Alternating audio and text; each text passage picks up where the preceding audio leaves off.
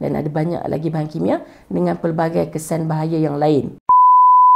Saya Sulastri Samsudin, pegawai farmasi daripada Pusat Acuan Negara Universiti Sains Malaysia.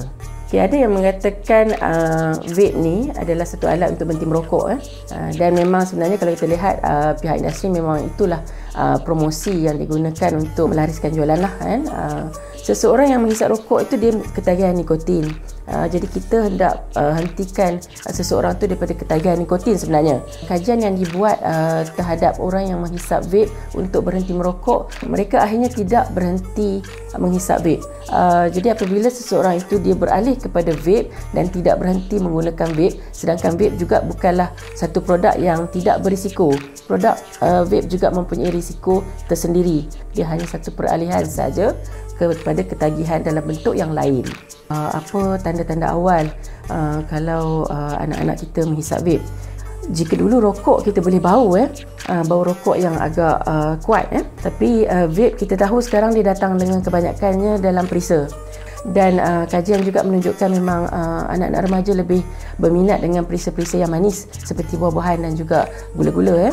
Jadi mungkin ibu bapa yang pertama perlu lebih alert ataupun peka apabila anak-anak, khususnya anak lelaki jika ada bau-bau yang tidak biasalah. Peranti juga menjadi satu kesukaran untuk kita kesan. Sebab kebanyakan peranti datang dalam bentuk yang menarik ataupun bentuk seperti produk harian. Dalam bentuk seperti pen, seperti USB. Untuk satu gadget vape tu dia akan ada ciri seperti muncung dan berlubang. Nikotin adalah bahan yang menagihkan. So biasanya orang yang ketagihan ni dia ada masalah dari segi mood ataupun perubahan sikap lah. So especially bila tak dapat bekalan.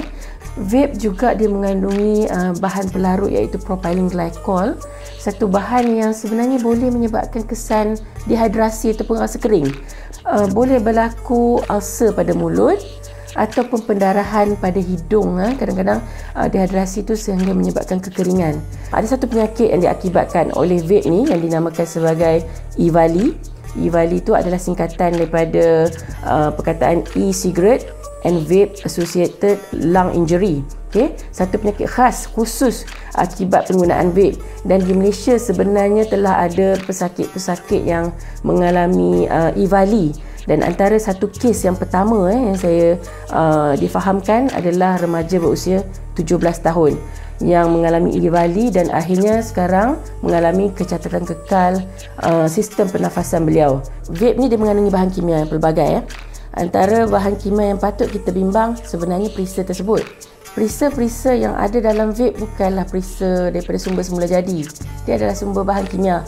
Dan semakin banyak ataupun semakin panjang nama perisa tu, maka makin banyaklah bahan kimia yang ada dalam perisa tersebut. Satu bahan kimia yang digunakan untuk menghasilkan perisa bateri itu dinamakan diacetyl. Bahan kimia ini mempunyai satu bukti sebelum ini telah menyebabkan kesan popcorn lung, iaitu paru-paru mengeras dan tidak boleh lagi mengembang.